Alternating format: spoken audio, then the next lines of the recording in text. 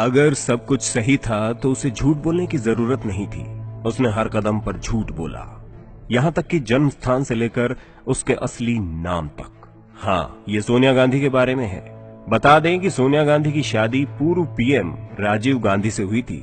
उनका कहना था कि वे दोनों एक ही यूनिवर्सिटी में पढ़ते थे, लेकिन वहां सोनिया नाम की कोई स्टूडेंट्स थी ही नहीं। यहां तक कि उनके असली नाम की भी कोई स्टूडेंट नहीं थी। एक retire Indian police service officer Malay Krishnadhar के द्वारा लिखित किताब ओपन सीक्रेट में खुलासा हुआ है। बता दें कि मलय कृष्णधर ने 29 वर्षों तक इंटेलिजेंस ब्यूरो में सेवा दी है। उन्होंने इस किताब में लिखा कि इंदिरा सरकार के कैबिनेट मंत्री और 2 दर्जन सांसद केजीबी रूस की जासूसी एजेंसी के लिए काम करते थे। केजीबी ने इसके लिए मोटी रकम देता था। मलय कृष्णधर ने उनकी किताब में कुछ जाने माने तथ्य और पब्लिक सीक्रेटों को प्रकाशित किया है। इस किताब में उन्होंने सोनिया गांधी पर आरोप लगाते हुए कहा है कि सोनिया गांधी एक केजीबी द्वारा भेजी गई जासूस है। वर्ष 1985 में रूसी जासूसी एजेंसी केजीबी द्वारा 2 बिलियन यूएस डॉलर यानी कि 94 करोड़ रुपए राहुल गांधी के स्विस बैंक खाते में जमा किए गए थे, जो कि सोनिया गांधी द्वारा मैनेज किया जाता था। स्विस न्यूज मैगजीन में भी यह दर्शाया गया था कि केजीबी ने सोनिया गांधी, जो कि भारतीय राजनेता से विवाहित है, उसे इतनी मोटी रकम क्यों दी गई। अगर सोनिया गांधी भारत की प्रधानमंत्री बन गई होती तो हमारी राष्ट्रीय सुरक्षा, सेना, वैज्ञानिकता और टेक्नोलॉजी विकास सहित हमारी व्यापारिक गतिविधियां रूस, रोम और अन्य मुस्लिम राष्ट्रों के लिए एक तरह से खुले किताब के समान हो जाती। इटालियन माफिया भारतीय इंडस्ट्रीज और व्यापार पर अपना दबदबा कायम कर लेता, जिसका परिणाम बहुत ही खतरनाक होता। कृष्णधर द्वारा जुटाए गए कुछ सबूत सोनिया गांधी को रशियन एजेंट साबित करते हैं।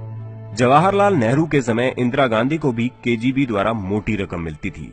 उसके बाद इंदिरा गांधी के चहेते राजीव और सोनिया को पाकिस्तानी बैंकर द्वारा रकम दी जाती थी। तत्कालीन प्रधानमंत्री लाल बहादुर शास्त्री की रहस्यमयी मृत्यु रूस पर उंगली उठाती है।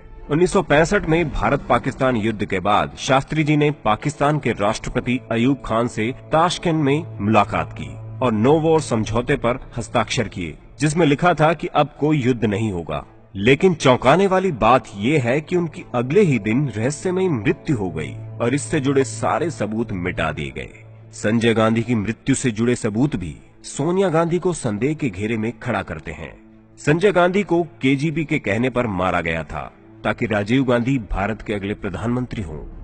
राजीव गांधी की मृत्यु श्रीलंका के आतंकी समूह लिट्टे, जिसे ईसाई समूह द्वारा वित्तीय सहायता मिलती है, द्वारा हुई थी।